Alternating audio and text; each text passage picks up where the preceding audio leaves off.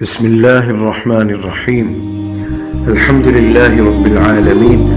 والصلاة والسلام على نبينا وحبيبنا محمد۔ آج کے درس میں انشاءاللہ تعالی حضرت موسیٰ علیہ السلام کا واقعہ جو کہ اللہ تعالی نے سورۃ القصص میں بیان فرمایا ہے۔ تو ویسے تو قرآن مجید میں حضرت موسیٰ علیہ السلام کا تذکرہ بہت زیادہ ہے، تو یہاں پر سورۃ القصص میں اللہ سبحانہ وتعالی نے ان کا قصہ بیان فرماتے ہوئے ارشاد فرمایا ہے وَلَمَّا وَرَدَ مَاءَ مَدْيَنَ وَجَدَ عَلَيْهِ أُمَّةً مِّنَ النَّاسِ يَسْقُونَ کہ جب وہ مصر سے نکل کر مدین پہنچے تو وہاں پر انہوں نے، جب وہ مدین کے اس مقام پر پہنچے جہاں پر لوگ اپنے مویشیوں کو پانی پلاتے تھے، تو وہاں انہوں نے ایک بڑی تعداد میں لوگوں کو دیکھا، ایک جمع غفیر تھا کہ لوگ اپنے مویشیوں کو پانی پلا رہے تھے۔ وَوَجَدَ مِن دُونِهِمُ امْرَأَتَيْنِ تَذُودَانِ، انہوں نے دیکھا کہ دو عورتیں دور کھڑی ہوئی اپنی بکریوں کو، اپنے مویشیوں کو روک رہی ہیں۔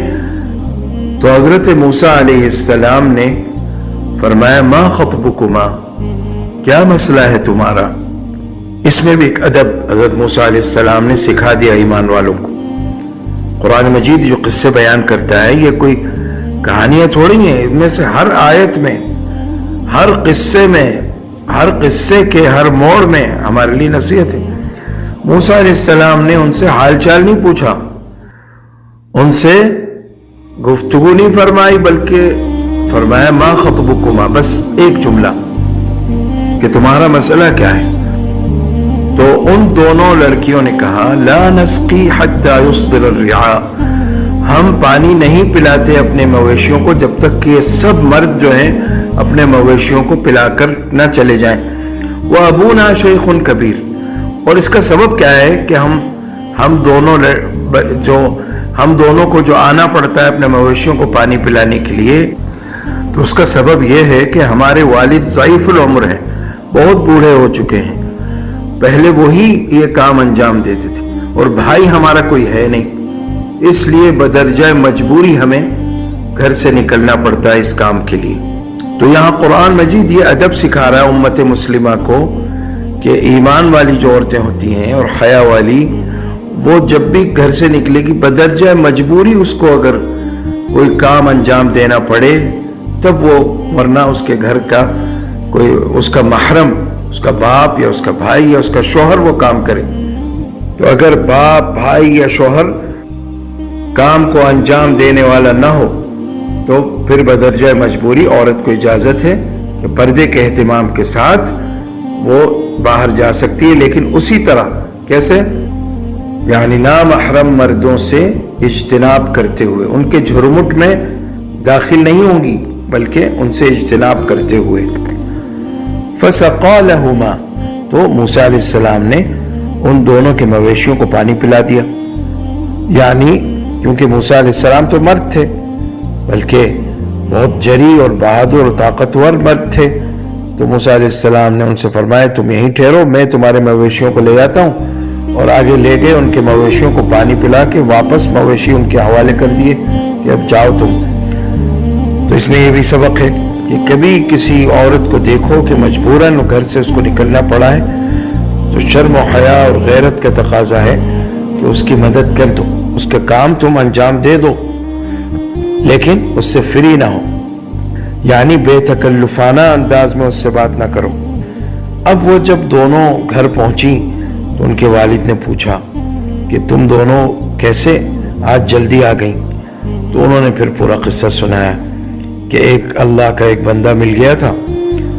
اور اس نے جو ہے ہمارے مویشیوں کو پانی پلا دیا۔ تو انہوں نے فرمایا، ان کے والد نے، کہ جاؤ اس شخص کو بلا کے لاؤ، وہ تو ہمارا محسن ہے۔ تو ان میں سے ایک آئی پھر بلانے کے لیے، اور کس طرح آئی؟ فرمایا قرآن مجید میں فَجَاءَتْهُ إِحْدَاهُمَا تَمْشِي عَلَى اسْتِحْيَاءٍ، ان میں سے ایک آئی